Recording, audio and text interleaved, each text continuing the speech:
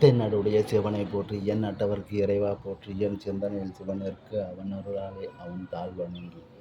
ஒரு சமயம் கைலாயத்தில் முருகப்பெருமானுக்கும் சிவபெருமானுக்கும் ஒரு வாக்குவாதம் நடந்தது. அதாவது முருகன் பெருமான் நான் தான் உலகில் முதல் ஆண்மகன் என்று சொன்னார். அதற்கு சிவன் மறுத்தார். இல்லை என்று மீண்டும் முருகன் சொன்னார்.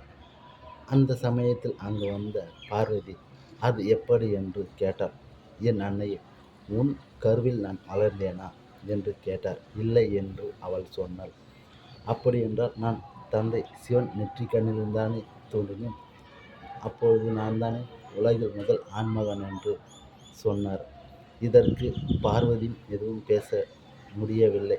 சிவனும் எதுவும் சொல்லவில்லை.